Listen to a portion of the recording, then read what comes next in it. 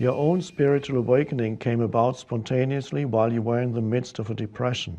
Now you teach people various approaches to awakening, such as paying attention to the inner body. But since your own awakening happened on its own accord, not because of techniques or approaches, what makes you think that what you are teaching will actually work for people, since you did not use any of these approaches to awaken? If awakening happens spontaneously, why meditate? Why pay attention to the inner body? Why invite awakening in any way?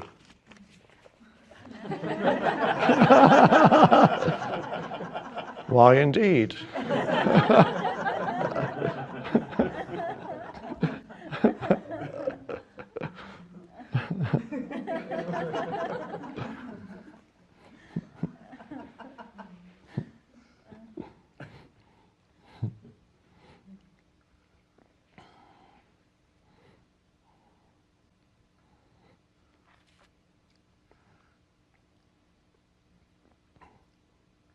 Now, you may have noticed I have never said to anybody, you should listen to me, or you should pay attention to the inner body, or you should be conscious, or whatever. For some people, the awakening happens spontaneously, very quickly. For other people, the awakening is a more gradual process.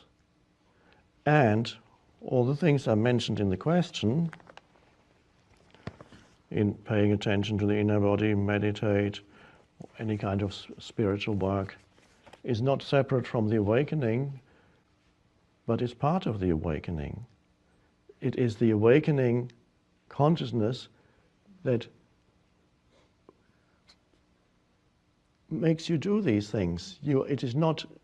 It is not something separate from the awakening process, but part of the awakening process. If you come here more than once, you're awakening.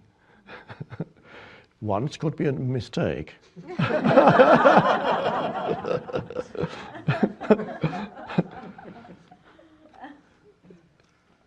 Or if you read an entire spiritual book that's truly empowered by spirit,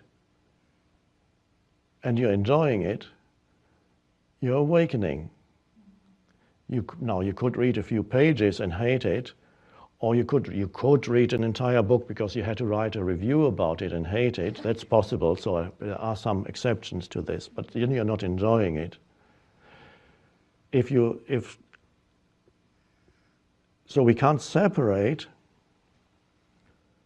the awakening from what is happening to you right now. You would not be drawn to this if the awakening were not happening. So in other words, you are awakening, and if you are awakening, then you may feel that a pull towards that. But the pull is not so much, the mind may misinterpret it. It may say, I need to become fully awake. But you're awakening already, right? It's already happening. That's why you're here and why you're listening. So we can't really separate that.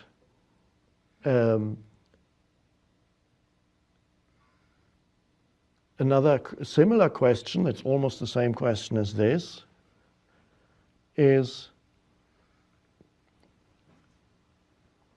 do we do something?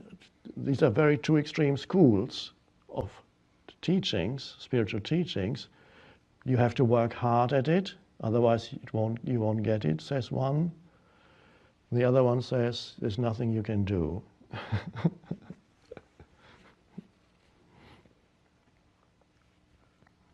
But you're not going to work hard at it just because somebody tells you you need to work hard at it. You work hard at it, if you even can call it that. It's something wants to come through here, through this form. Something wants to come through you. And so then you take up some spiritual practice. There's an inner urge to take up spiritual practice. That's the awakening. It's happening. It wants to make room. And sometimes the awakening makes room drastically, it just pushes everything out of the way, like a volcano. And others, at other times, and more frequently, the awakening is a more gradually eroding of the egoic layers that cover the splendor that's underneath, that which wants to come forth. It's a gradual erosion from within and from without. Sometimes suffering helps too a little bit. So it's undergoing the process of awakening. So you're awakening already. It's not something that's going to happen.